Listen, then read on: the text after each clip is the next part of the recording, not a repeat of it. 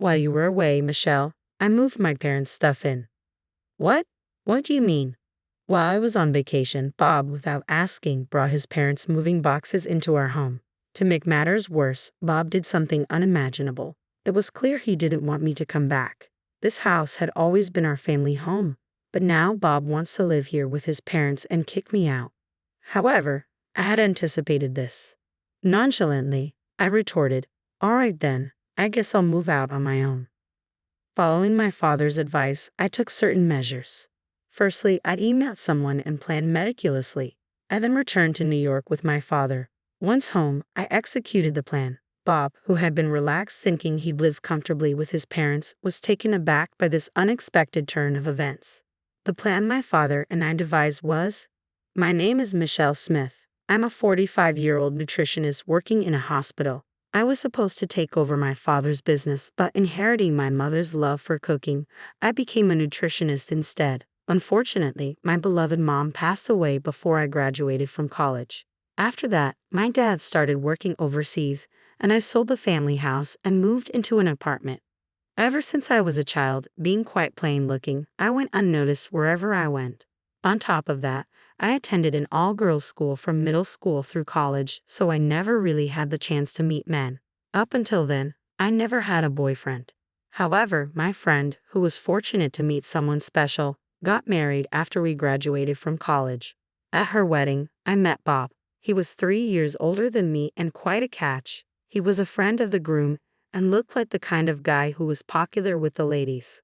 Maybe it was just lucky, but it turned out he had just broken up with his girlfriend. His ex was a nurse and they had split due to her night shifts and their mismatched schedules. When I mentioned I was a nutritionist and didn't have many early mornings or weekend duties, he seemed genuinely pleased. At that time, I was busy studying for my exam during my free days. Even with my packed schedule, he'd send sweet messages like, "I know it's hard not seeing each other, but keep up the good work studying." He was such a kind soul. Being around him, I felt a sense of destiny and began to think, once I pass, I want to marry him.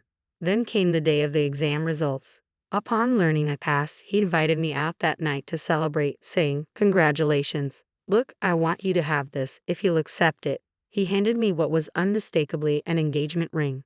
Right then and there, he proposed. Bob's happiness over my success, as if it were his own, left me so touched that I immediately said yes, tears in my eyes. And so our married life began. At first, we thought of renting, but with some financial help from my dad, we bought our own home.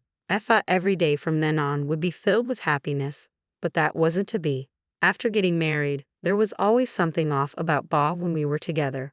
I assumed it was because I had no experience with men and thought I'd get used to it. However, one day, Bob looked at my paycheck and made a comment that had me ducking my ears. "What's this? I thought nutritionists, being professionals and all, would earn more. This is all you make. Quite a letdown." "Excuse me, I've just started working, and since we're both earning, isn't $5,000 a month for me just fine?" His comment left a bad taste in my mouth. It's not that I got married to be supported, but having my salary criticized wasn't pleasant. To add an insult to injury, Bob began to belittle my earnings further. "Man, I feel duped. If I'd known you earned so little, I would have asked before we got married. A nurse would have surely earned more." With the mention of a nurse, I knew he was referencing his ex. Damn you, Bob. Complaining about my earnings is one thing, but comparing me to his ex was inexcusable. Certainly, as a nurse, there's the night shift differential and good pay for extra hours. Compared to that, since I have fewer early shifts and holiday work, it's understandable that my pay is lower. But I have my own complaints. I saw Bob's paycheck recently, and it was even less than mine. Yet I thought that combining both our incomes, we wouldn't struggle financially, so I said nothing. I tried to put it gently to not hurt Bob's pride. "Well, Bob, it seems like you have it tough too, so you were kind of hoping my paycheck would be a bit more substantial, right? Sorry I couldn't meet your expectations." "Yeah, I work for a small business and make very little, so I was hoping for financial stability by marrying a professional woman like you." I was just trying to cheer him up with some playful remarks, never expecting Bob to take it so seriously. Before we got married, he used to say he was glad that I had a regular working schedule, but now it's like he's done a complete turnaround, complaining about my low income. I wonder where else in the world there are men who expect their wives to earn more than they do. I was simply astounded by Bob's lack of ambition. The moment he found out about my earnings, he began looking down on me. Yet he can't resist buying what he wants immediately, without any restraint. Even when I suggest we save a bit more, he doesn't want to hear it. I've always gotten whatever I wanted from my parents since I was a kid. You can't just expect me to change my views on money overnight. To Bob's childish remarks, I was at a loss for words. At his age, being spoiled by parents is hardly an excuse, isn't it? A year after our marriage, we were blessed with a baby boy. I hoped that becoming a father might change Bob, but his spending habits remained unchanged. He always spends his entire paycheck. If he's short, he sneaks into my wallet and takes money. While I was juggling work and raising our son Kenny, Bob barely helped with the child rearing. Years flew by with us facing such challenges, and this year Kenny is preparing for college admissions. With all the hard work in managing our finances, it seems we can just about manage to send him to college. Kenny, understanding our tight budget, said he'd try for a public university, studying day and night. Yet Bob, his father, came up with an outrageous idea. I bought a new car last year, so the loan payments are tough. Plus Kenny's college admissions, right? So I thought of selling my parents' house and having them move in with us. Wait, what? We can't just suddenly start living with them. Why not, Michelle? Our parents should get along with you, right? Living together would mean extra pension income. It would be better for us financially. While I wasn't opposed to living with my in-laws, I didn't appreciate Bob making unilateral decisions. Financially, we've managed well so far without unnecessary splurging.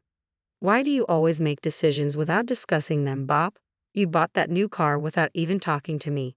That's my car. I don't need your input on every little thing.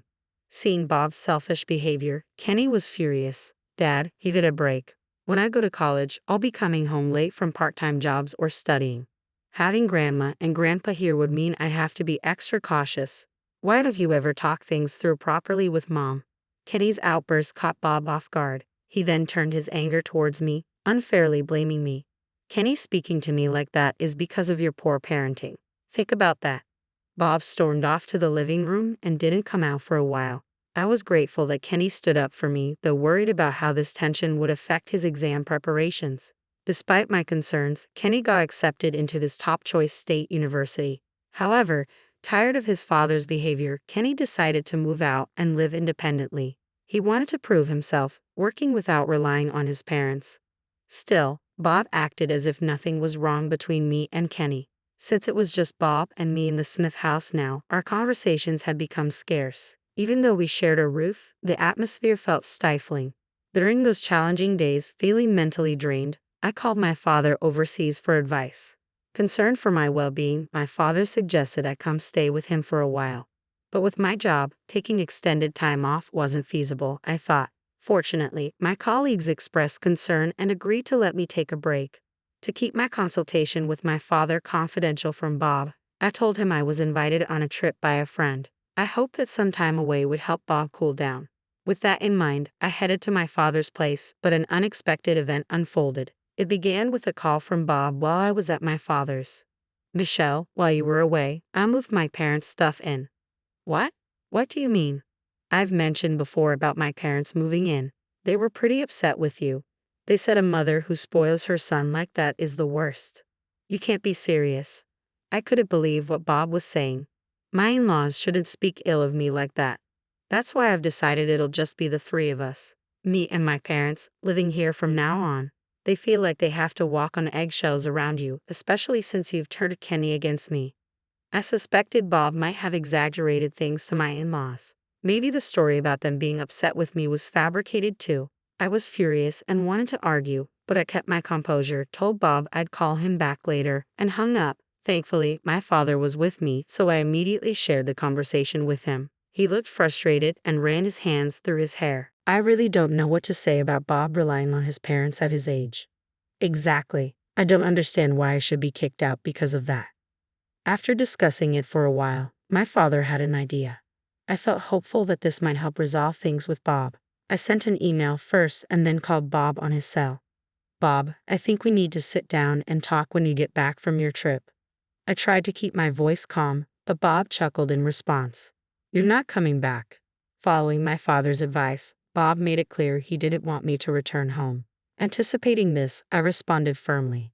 All right then, I guess I'll move out on my own. Excuse me, Bob sounded genuinely surprised by my assertive reply, but he seemed to think I was bluffing. He quickly laughed and said, Where are you going to move? You don't even have a place lined up. Oh, I'm already there. What are you talking about? You're supposed to be on a trip with friends. Wait, you're not with some guy, are you? Now he was insinuating I might be with another man, so I set the record straight. Yes, I am with a man, but it's just my dad. Oh, you're with your dad? Bob sounded relieved, but there was more to the story. My dad is currently living overseas in a condo, so I decided to stay with him. That's why we're going to sell the house we lived in. What? What do you mean? That house is under my dad's name for us. If I'm not living there, he said he's going to sell it. What? Mom and Dad are here right now. What are you thinking? That's exactly why we can't discuss this over the phone. Realizing the seriousness of the situation, Bob abruptly hung up. He probably didn't anticipate the drama that would unfold. A week later, when I returned to New York with my father, we arrived at the house where Bob was living with his parents. They greeted us with smiles at the entrance. Oh, it's Michelle's father. It's been a while. Yes, indeed. Due to work, I rarely get the chance to visit New York. I'm truly grateful for all the care you've shown Michelle. As my father exchanged pleasantries, Bob appeared nervously behind them. His demeanor suggested he hadn't informed my in-laws about selling the house yet. Bob merely bowed his head in embarrassment. Bob, the movers are coming to pick up our stuff today. Did you pack everything up? Yeah, I've packed all of your stuff. Bo, they're not just here for my things. What? My stuff needs to be out today too. Bob's surprised exclamation caught my father-in-law's attention. What's going on, Bob? Why are you moving your stuff too? Bob glanced nervously at my father-in-law and tried to explain. Suddenly, my father-in-law became furious and started yelling at Bob. You lied to me. I heard that this house was bought under your name with a loan. We were planning to move in to help out. You've embarrassed us. I won't forgive this. Bob looked utterly defeated, stunned by my father-in-law's loud voice. Just then, a moving truck arrived. After they finished moving my belongings out, my mother-in-law appeared from the back of the house to assist the movers. Thank you for your hard work. Our stuff is right here, so please go ahead and move it. My mother-in-law had already packed everything neatly from around the house, including Bob's belongings. Bob was left stunned by my mother-in-law's actions. Mom, what are you doing? Where are you planning to take even Dad's stuff? Bob questioned my mother-in-law with wide eyes, and we all burst into laughter. You've been had, Bob. Huh? Why is everyone suddenly laughing? Indeed, everyone present had conspired to trick Bob. The first person I had contacted from overseas via email was my mother-in-law. She had always been concerned about the stress on my face. After numerous inquiries, I confided everything about Bob to her, especially his tendency to blame his lavish spending on being spoiled by his parents. My mother-in-law was shocked by the revelation and even broke down in tears, apologizing for how she raised him, which made me feel awkward. However, I reassured her that Bob's financial habits weren't her fault. As we comforted each other, our bond deepened. For me, who lacked a mother, my mother-in-law had truly become a confidant. My father, aware of my close relationship with my mother-in-law, orchestrated this plan.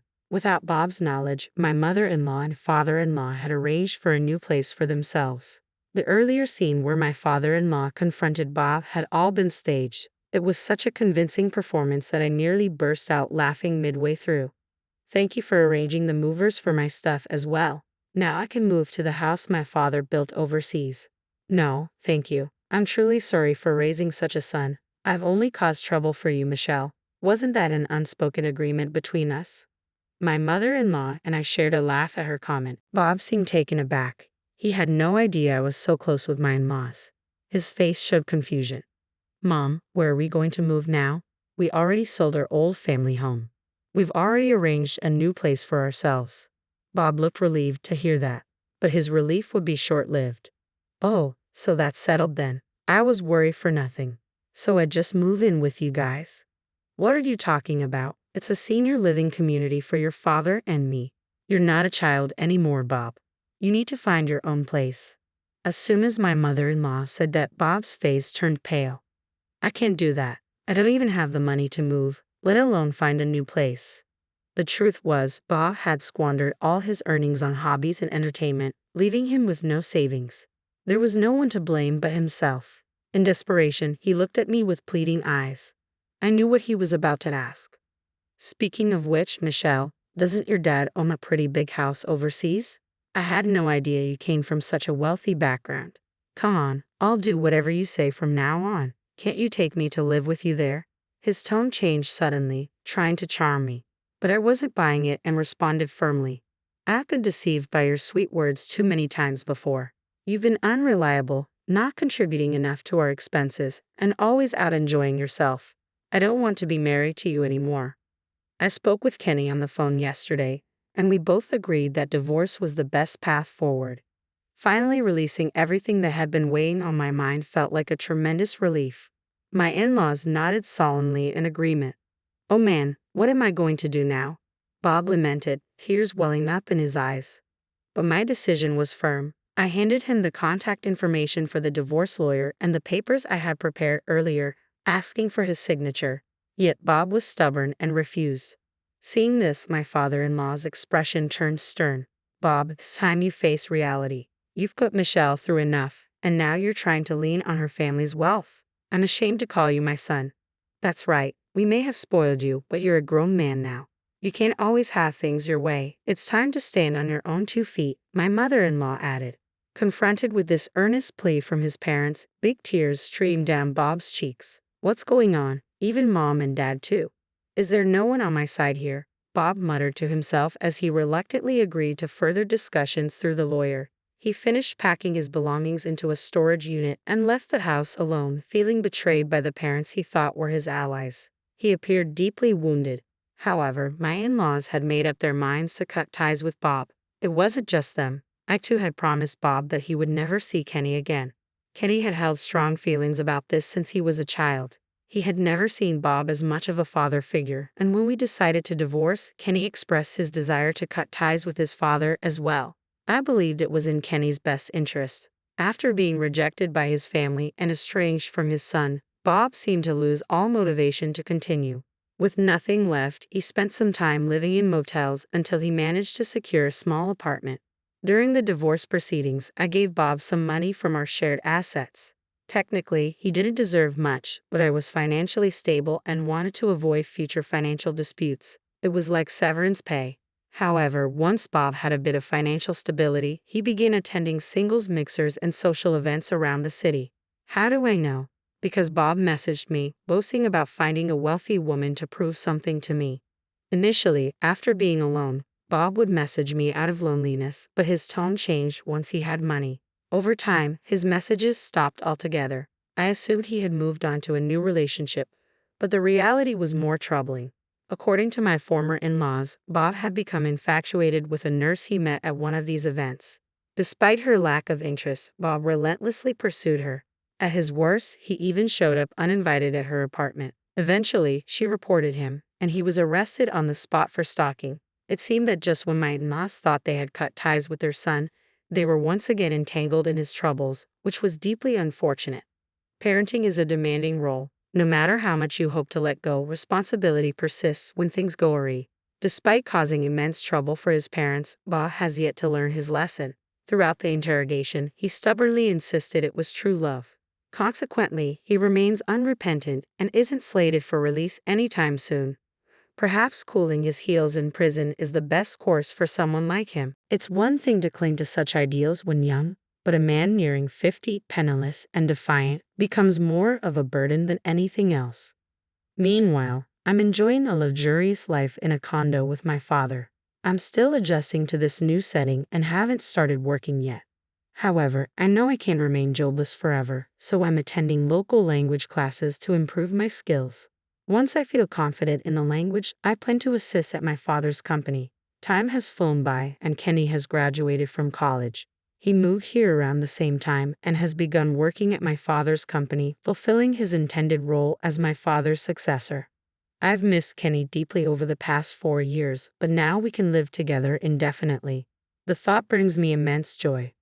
Now settled in this community, I help manage my father's business and also teach American cooking classes locally on the side.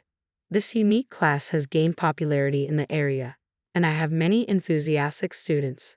As one of the few American instructors here, I've become quite popular among my students. Despite my failed marriage, life is fulfilling and rewarding. In my mid-40s, I feel I'm in the perfect place to enjoy life to its fullest. I have decided to leave behind my plain and unpopular past and embrace a positive outlook on life. After all, there's still a long journey ahead, and I'm sure my mother in heaven is watching over me,